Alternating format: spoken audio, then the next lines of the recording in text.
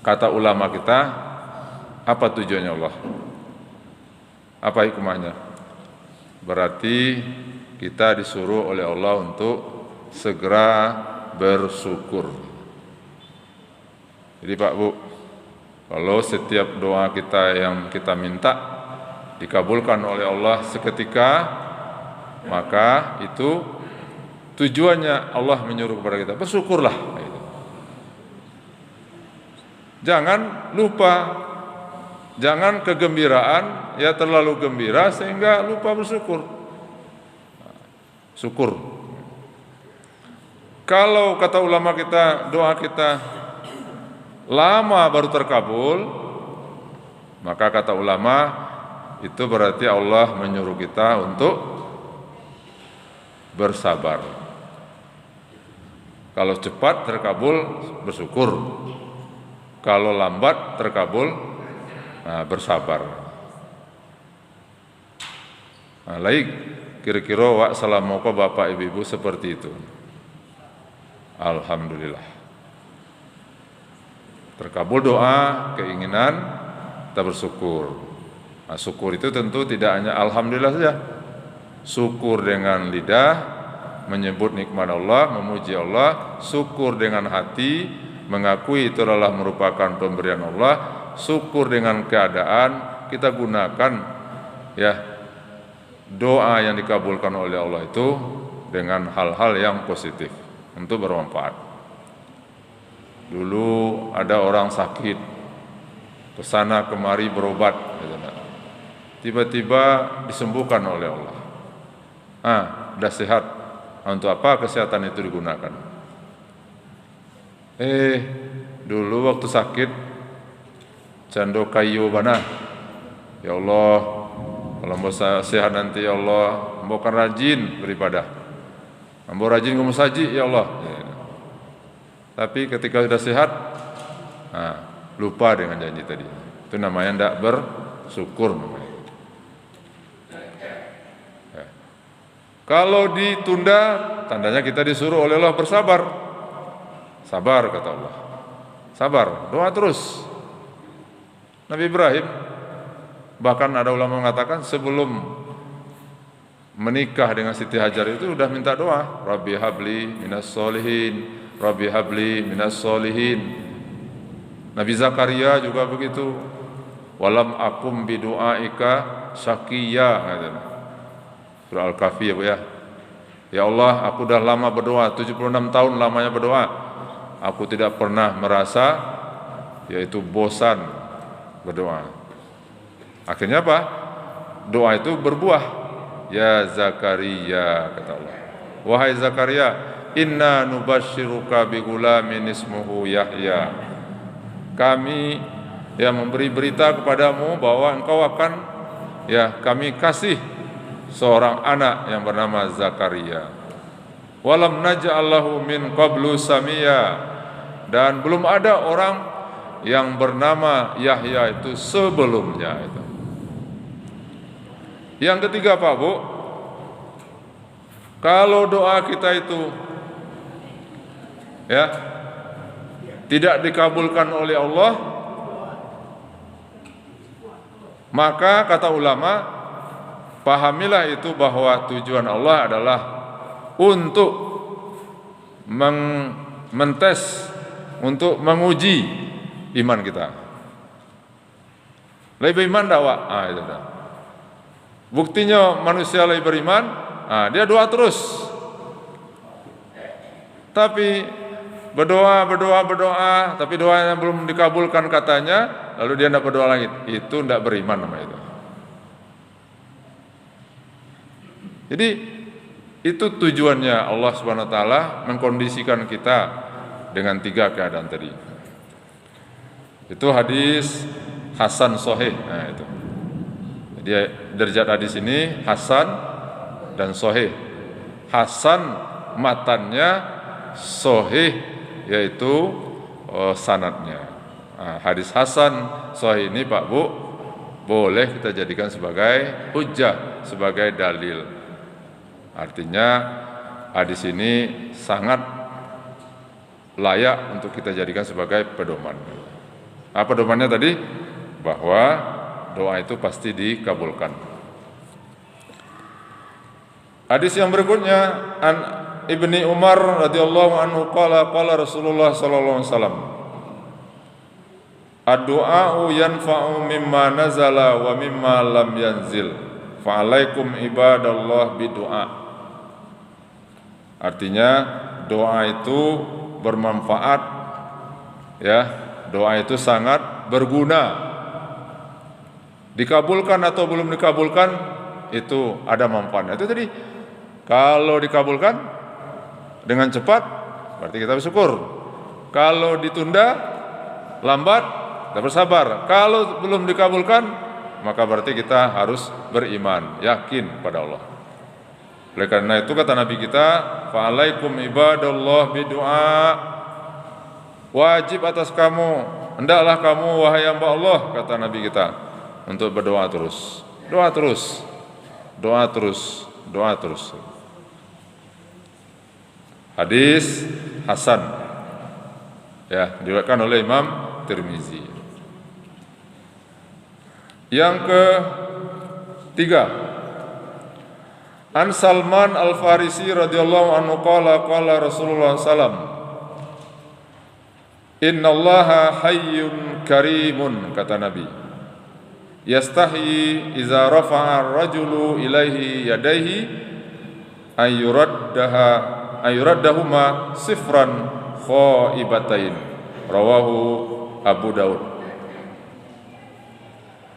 Dari Salman Al-Farisi berkata, dia bersabda, Rasulullah SAW katanya, innallah hayyun, sungguhnya Allah itu malu. Allah itu pemalu. Jadi Allah itu punya sifat malu. Allah saja punya sifat malu, apalagi kita manusia ini. Ya. Ada manusia yang tidak malu? Ada. Itu melebihi. Dalam hadis ini kata Allah, kata Nabi, innallah hayyun karimun, Allah itu ya hidup, karim, mulia, yastahi. Ini dia. Allah itu merasa malu dia. Apa malu? Kapan Allah malu? Kenapa Allah malu? Iza rafa'a ar-rajulu ilaihi yadai, apabila seseorang hambanya mengangkat kedua tangannya. Jadi sunnahnya Pak Bu, berdoa itu angkat tangan. Dojo orang berdoa, ada ilah taksan tangan dia telutui gitu. Itu ndak aro nama itu. Kurang adabnya. Angkat tangan itu. Jadi diangkat tangan. Kenapa Nabi kata mengatakan, innallaha yastahi, Allah itu malu apabila seseorang hambanya mengangkat kedua tangannya. Jadi mengangkat kedua tangan itu merupakan perintah dari Nabi. Ya.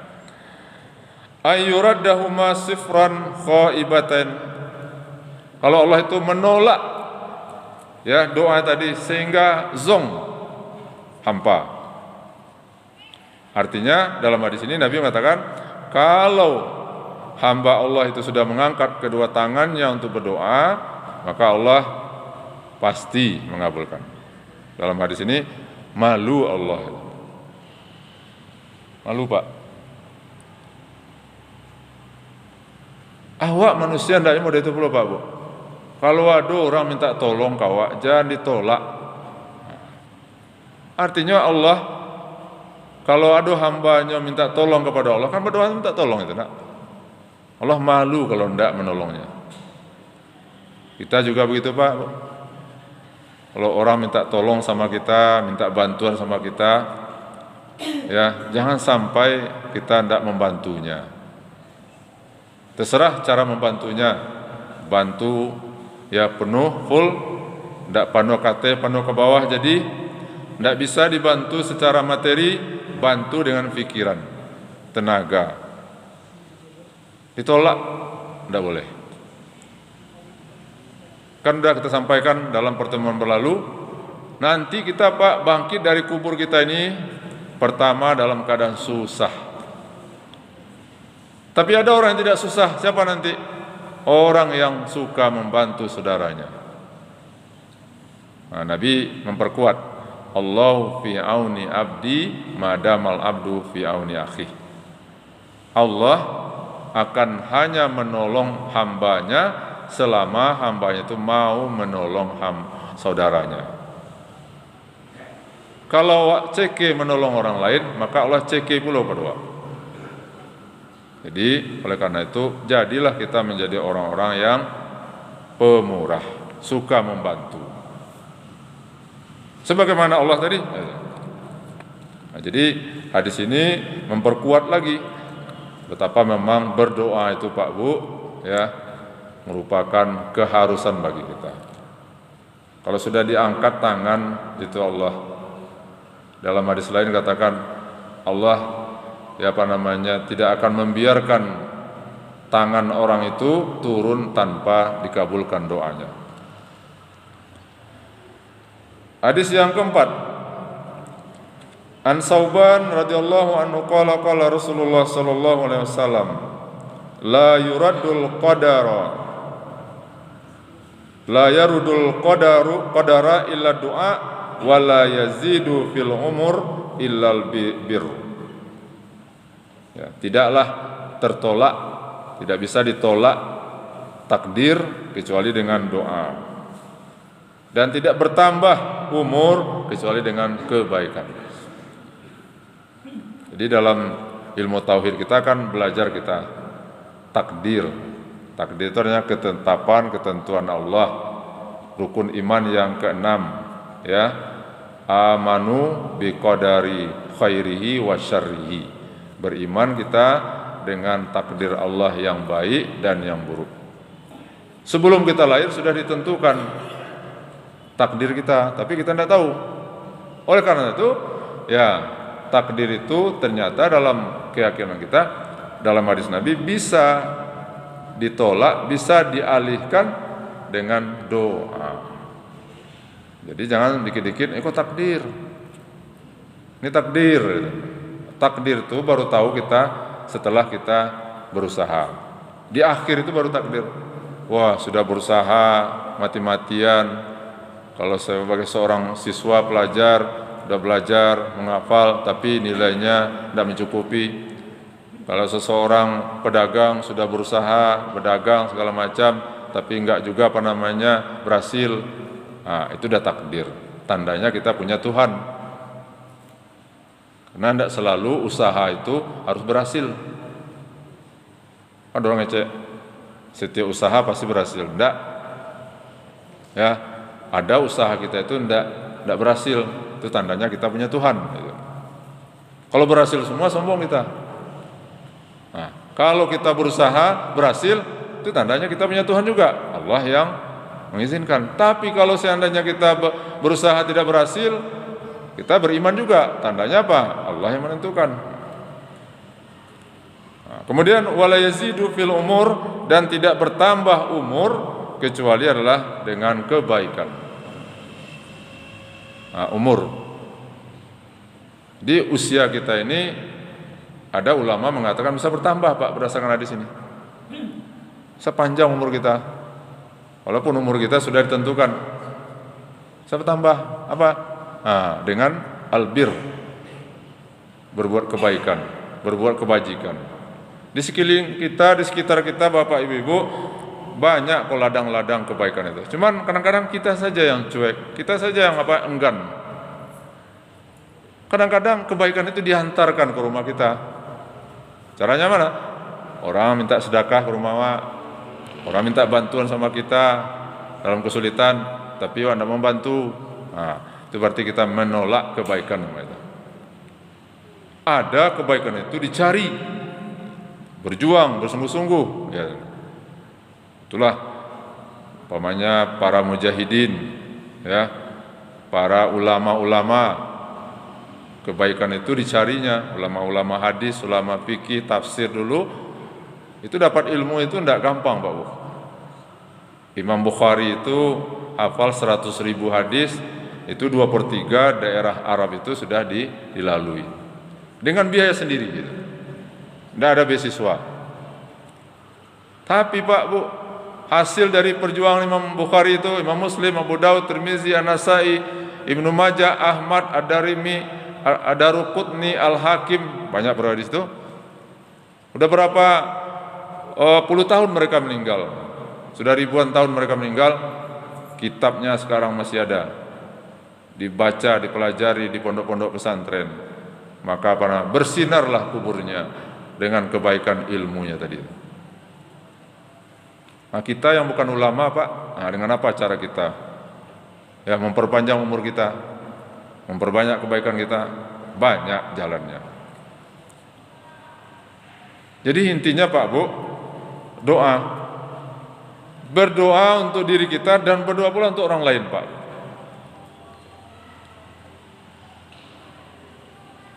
Kalau bisa Pak, kita amalkan Pak. Gimana caranya Pak? Setiap kita keluar dari rumah kita, cukup hanya mungkin 1 menit saja, 1 menit kita amalkan. Bapak Ibu keluar dari rumah, jalan kaki atau naik mobil, nampak pemulung umpamanya, dia sedang ya mengorek-ngorek tong sampah. Bagi kita itu menjijikkan mungkin, tapi dia bongkar itu sampah itu. Diambilnya benda-benda yang dianggap masih bisa mendatangkan uang, kelihatan oleh kita. Nah, coba doakan, ya Allah, mudah-mudahan lapangkanlah rezekinya. Kita jalan Pak Bu, ada saudara kita yang menjual makanan pakai gerobak, ada jual bakso, ada siomay, ada macam-macam lah itu enggak. Padang panjang sepi. Lalu kita melihat, lalu kita doakan, ya Allah, mudah-mudahan lariskanlah jualannya. Anak bininya di rumah menunggu, kita doakan. Nampak orang jalan kaki atau orang naik sepeda, kita doakan, mudah-mudahan sehat dia. Lewat di pasar umpamanya, pedagang ya, pembeli sepi, lalu kita doakan, mudah-mudahan dagangnya laris. Nah, itu kita sudah berbuat baik namanya Pak.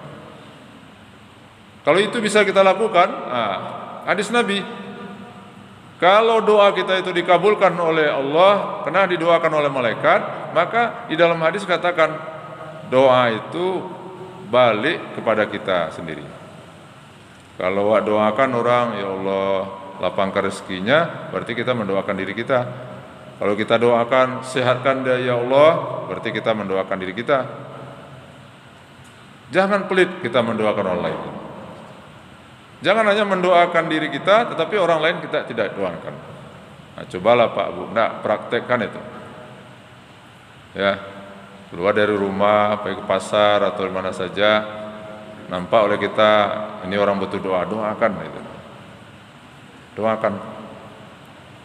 Kita memang sudah sejahtera, kita mungkin sudah sehat, tapi orang belum, kita doakan. Itu adalah sunnah Nabi. Dan kalau kita mendoakannya tanpa diketahuinya, doa itu dikabulkan, wah itu besar lagi pahalanya. Nah, jadi Pak Bu, berdoa itu merupakan perintah dari Allah.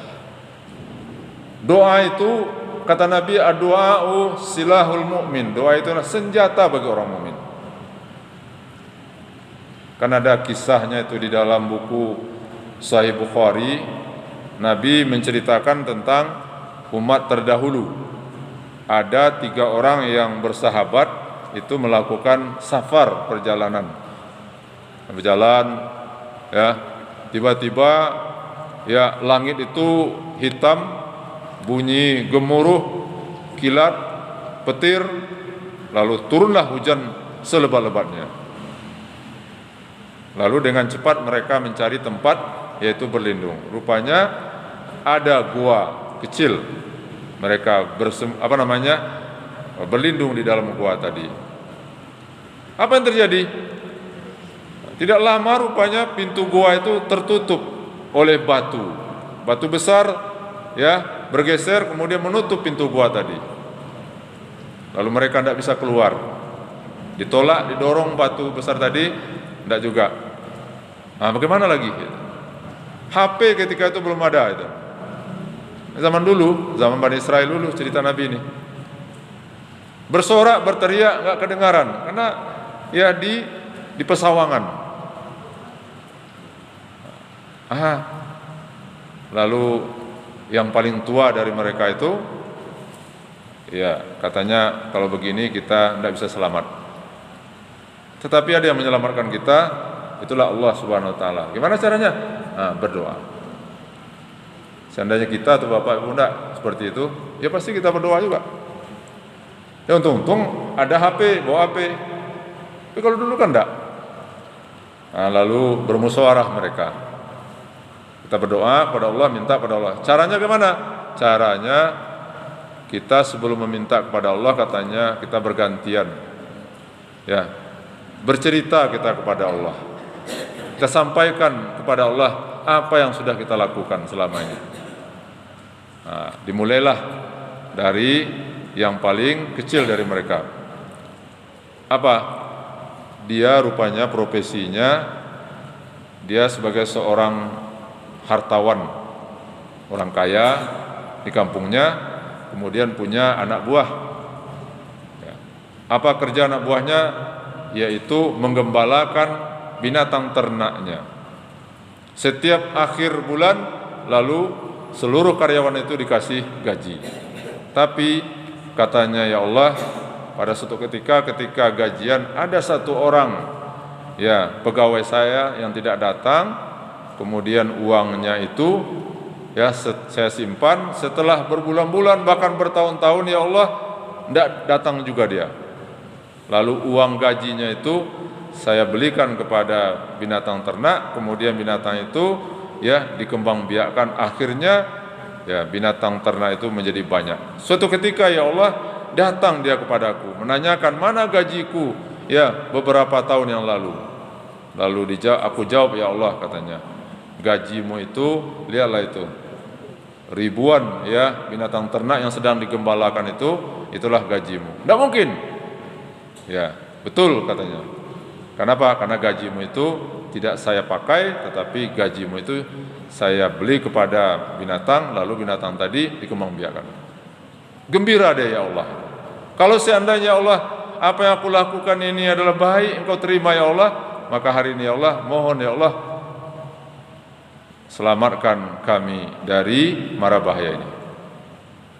Kemudian setelah itu dia tutup doanya dengan mengusapkan tangannya ke kepalanya, ke mukanya, lalu bergeser batu itu. Berdua pula yang kedua, apa doanya? Ya Allah, aku ini punya anak, punya istri, punya orang tua yang sudah tua renta. Kerjaku setiap hari adalah ya Allah menggembalakan kambing orang kampung. Tapi setiap aku pulang, maka aku bawakan yaitu susu. Maka setiap aku pulang membawa susu, itu ya biasanya aku berikan kepada orang tuaku. Tapi ketika itu ya Allah, karena aku terlalu jauh, terlalu lama pulang, aku dapati orang tuaku sudah tidur, anak-anakku belum tidur. Lalu anak-anakku meminta, merengek kepadaku ya Allah agar susu itu diberikan kepada mereka. Tapi aku tidak berikan ya Allah kepada anak-anakku. Aku tunggu orang tuaku bangun lalu aku berikan susu itu kepada orang tua. Seandainya ya Allah apa yang aku lakukan ini baik ya Allah, itu selamatkan hambamu dari kesulitan ini. Apa amalannya Bu? Amalannya adalah birrul walidain, mengutamakan orang tua di samping juga keluarga. Kalau yang pertama tadi apa amalannya? Itu berbuat baik gitu. Lalu berdoa pula orang yang ketiga. Apa doanya? Ya Allah, pernah suatu ketika ya Allah seorang wanita datang kepadaku ya Allah. Katanya orang tuanya lagi sakit, membutuhkan biaya untuk beli obat. Lalu aku bisa membantunya, tetapi aku beri syarat ya Allah. Apa syaratnya? Kalau engkau akan aku bantu, maka apa? Penuhi dulu keinginanku. Tetapi ya Allah, aku sadar bahwa ini tidak baik. Maka aku bantu wanita tadi tanpa dia harus mengikuti keinginanku ya Allah. Seandainya inilah baik ya Allah, maka bantu. Maka ketika orang bertiga itu selesai menutup doanya, lalu pintu gua itu terbuka. Lalu barulah mereka Bapak Ibu bisa keluar dari gua tadi. Apa hikmahnya? Apa pesannya Pak Bu? Pesannya adalah bahwa begitu dahsyatnya doa. Jangan kita menganggap doa itu tidak ada artinya. Doa bisa merubah. Kalau anak kita umpamanya sulit dia dinasihati, ya maka minta kepada Allah. Kalau pemimpin kita umpamanya zalim, kita doakan. Pokoknya semuanya dengan doa Pak. Dan itu dicontohkan oleh Nabi kita, Nabi Adam alaihissalam. Orang yang pertama dulu berdoa ya di muka bumi adalah Nabi Adam alaihissalam. Nabi Adam apa doanya? Setelah melakukan ya kesalahan, doanya ditunjukkan oleh Allah. Rabbana zalamna anfusana wa illam taghfir lana wa tarhamna lanakunanna minal khasirin. Itu doa dahsyat itu yang harus kita baca juga Pak. Ya Allah, kata Nabi Adam, zalamna anfusana, kami telah menzalimi diri kami. Wa illam taghfir lana, jika tidak Engkau ampuni ya Allah, ya. Wa tarhamna lana, dan tidak Engkau rahmati kami, lanakunanna minal khasirin, kami akan termasuk orang-orang yang rugi. Itu doa Pak. Nah, selesai kita bicara tentang hadis-hadisnya itu. Jadi begitu pentingnya doa. Nah, sekarang Bapak Ibu, min adabi doa wa asbabi istijabatih. Ternyata berdoa itu ada adabnya, ada etikanya. Nah, dan sebab-sebab doa itu dikabulkan.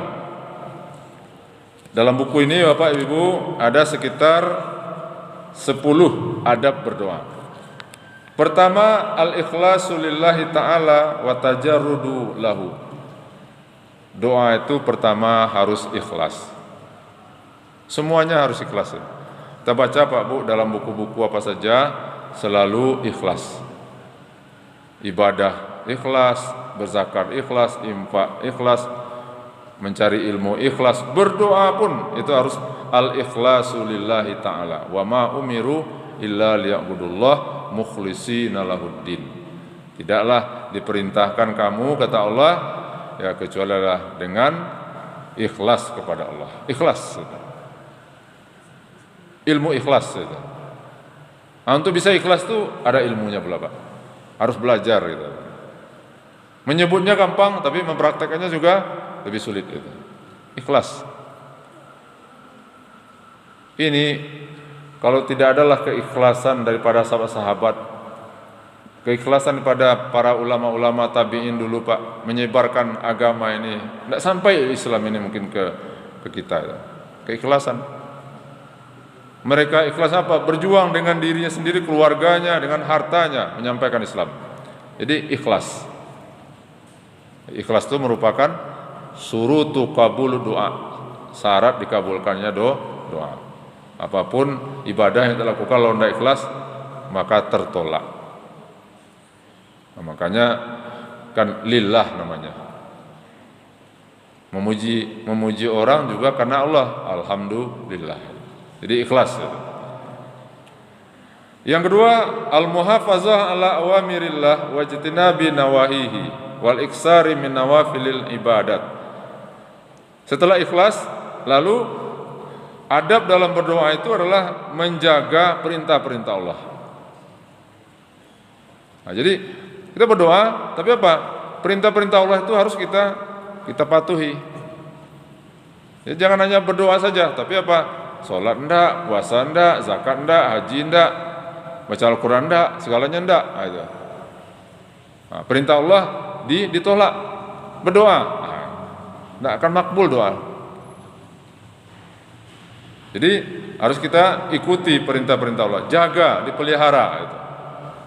Di sini bahasanya al-muhafazah, ya, dijaga, dipelihara Pak.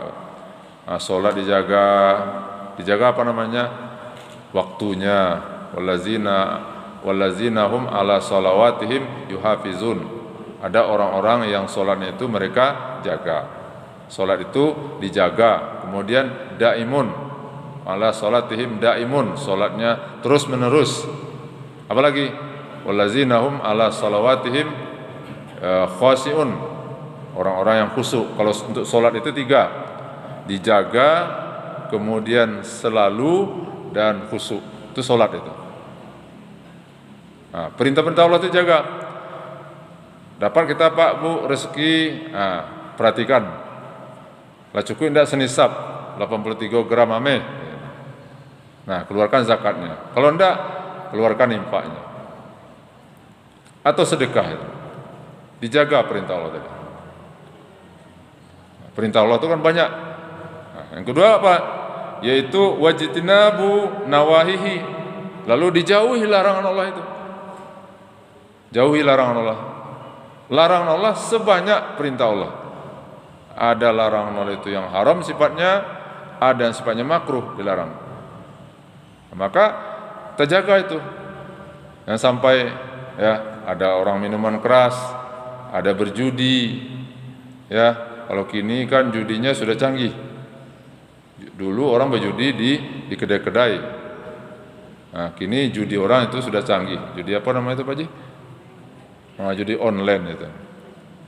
Judi online. Pandai Bu judi online. Judi online. Online lah, pakai HP gua. Sedang minum kopinya bisa judi. Ya, sedang minum kopi di kamar bisa minum judi itu. Semakin gampang kini Pak Bu, ya orang berbuat maksiat itu. Jadi. Tinggal apa lagi? Tinggal itu kontrol diri. Tinggal apa? Pengendalian diri saja lagi itu. Banyak akibatnya. Orang-orang yang kena judi online itu, ada pula wacana dari pemerintah. Dikasih apa namanya? Dikasih bansos. Ya, ada yang setuju, ada yang tidak setuju.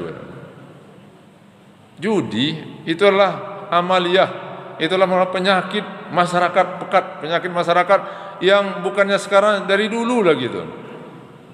Di zaman jahiliyah itu judi, minuman keras, kemudian prostitusi, zina, itu penyakit. Nah, dijaga itu. Siapa yang menjaga? Itu kita dan pemerintah, penguasa. Sebenarnya sederhana Pak Bu, sederhana kan itu. Kalau pemerintah ini umpamanya cabut aja itu, ya situs-situs, aplikasi yang bisa orang berjudi online itu kan gampang tuh. Cuma enggak. Dan akibatnya sudah terasa banyak kan. Kan belakangan ya Pak Ji ya, seorang wanita, seorang perempuan membakar suaminya. Suaminya dibakar gara-gara ya judi online itu. Gajinya dipakai oleh suaminya untuk judi online. Dilihat rekeningnya, tinggal 200.000. Ya, dibakarnya suaminya. Itu akibat ya judi. Apalagi pergaulan bebas itu. Harus jaga Pak. Dijaga. Jangan sampai terjadi pergaulan bebas, kumpul kebo, semen leven, namanya itu nak. Ya kan? Nah, itu tugasnya apa tuh? Kita masyarakat dan juga pemerintah. Kadang-kadang kalau tidak bisa lagi manusia menghambatnya, Allah yang turun tangan. Kalau Allah yang turun tangan, disapu bersih oleh Allah itu. Jadi pentingnya kita menjauhi larangan Allah. Kalau kita perintah Allah kita laksanakan, larangan Allah kita jauhi, berdoa kita, itu doa insya Allah makbul, terima oleh Allah. Tapi sholat enggak, kerajo menggunjingkan orang, memakan harta orang, lalu berdoa, baik kabulkan oleh Allah itu. Karena bercampur bahwa antara talbisul haq bil batil namanya itu. Apalagi wal iksar min nawafil al ibadat, dan memperbanyak ya ibadah-ibadah sunat itu. Kita berdoa Pak Bu. Lalu apa? kita iringi, kita perbanyak ibadah-ibadah sunat. Walaupun sunat itu ya tidak sebesar pahala wajib, tapi kita amalkan itu. Karena membedakan besar atau kecilnya pahala itu kan pertama niatnya, yang kedua statusnya, satu wajib, satu sunat. Tapi bagi kita bukan besar pahala kecilnya itu, tapi apa? Itulah kecintaan kita kepada perintah Allah, perintah Rasul tadi. Jadi nawafil, nafilah. Apa diantara yang sunat? Sholat sunat. Nah, itu kita jaga insya Allah itu. Yakin bapak dan ibu yang sudah berpuluh tahun menjadi jemaah masjid jihad ini, itu insya Allah sudah terjaga sholat sunat. Ada qobliyah, ada ba'diyah. Ya nak, terjaga tuh. Kenapa? Karena yang mendekatkan kita kepada Allah bukan hanya wajib saja, tapi yang sunat. Apa gunanya amalan sunat itu? Penyempurna. Kita yakin Pak Bu, sholat wajib kita ini kadang-kadang ada ya ketidaksempurnaannya. Makanya kita kan habis sholat salam itu kan kita baca astagfirullah 3 kali. Astagfirullahalazim, astagfirullahalazim, astagfirullah.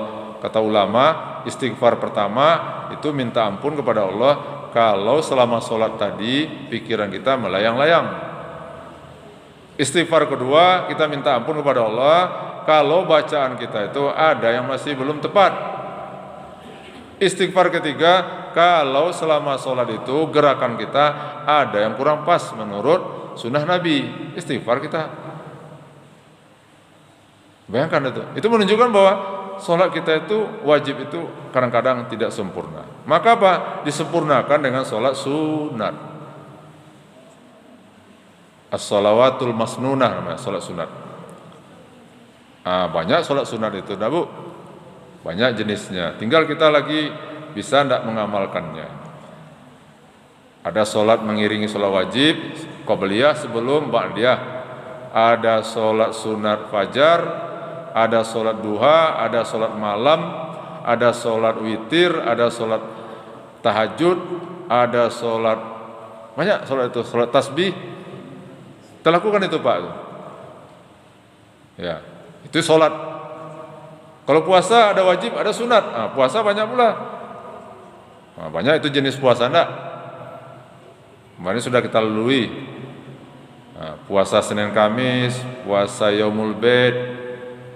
Setiap bulan itu Bapak. Puasa Daud, kalau bisa Pak. Hari ko puasa, besok enggak. Hari ko puasa, besok enggak. Itu puasa Daud. Banyak puasa-puasa. Itu dilatih. Makanya anak-anak kita di SD, kita lihat kan, baik SD-nya negeri maupun swasta, itu disuruh oleh gurunya puasa sunat, pembiasaan. Apalagi ya zakat wajib, ada yang sunatnya, itulah sedekah infak. Sedekah kita yang sunat-sunat. Kemudian yang ketiga, apa adabnya lagi? At-taubah ilallah ta'ala min jami'iz dzunub. Berdoa terus, tetapi apa? Bertobat. Apa itu tobat? Kembali kepada Allah. Jadi setiap kita ini pasti bersalah, kata Nabi. Kullu bani Adam khata'un, setiap bani Adam itu bersalah. Wa khairul khata'in at-tawwabun. Sebaik-baik orang yang bersalah, kata Nabi, adalah orang tobat. Ya ayyuhallazina amanu tubu ilallahi taubatan nasuha. Orang beriman, kata Allah, tobatlah kamu kepada Allah dengan tobat yang sebenarnya.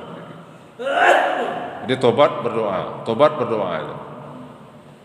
Nabi saja kan istighfarnya dalam sehari itu 75 kali. Karena Nabi sudah dijamin. Maka doa Nabi itu ya dahsyat itu. Tapi dosa jalan terus, maksiat jalan terus, tapi berdoa tidak akan terima itu. Baik dosa besar maupun dosa kecil Pak. Jadi ya baru bisa doa kita itu dikabulkan oleh Allah kalau kita ya selalu bertobat. Minjami zunub, dari semua dosa, dosa besar, dosa kecil. Nah, Kemudian yang terakhir, yang keempat, yaitu izharu ghayatit tazallul wal iftiqar ilallah ta'ala. Dalam berdoa itu nampakkan bahwa kita itu memang adalah lemah, nampakkan bahwa kita memang harap, lalu tunjukkan kepada Allah bahwa kita ini hina dina. Ya, jangan hanya berdoa mulut tetapi hati tidak berdoa. Maka berdoa itu dengan ud'u rabbakum, ya, dunal jahri.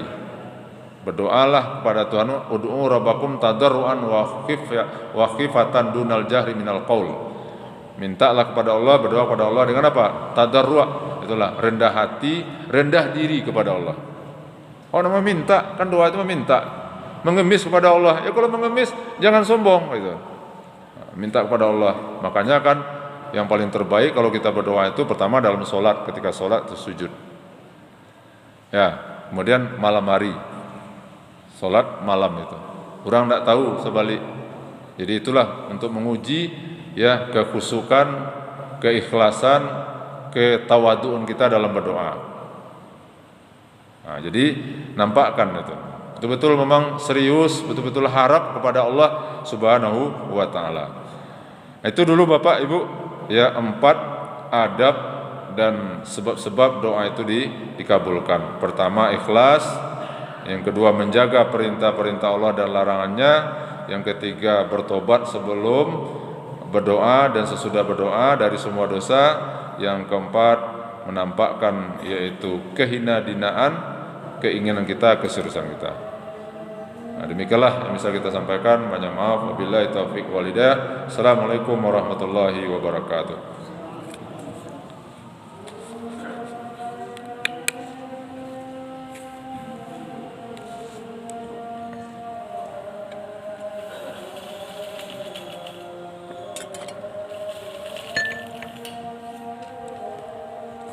Nampak?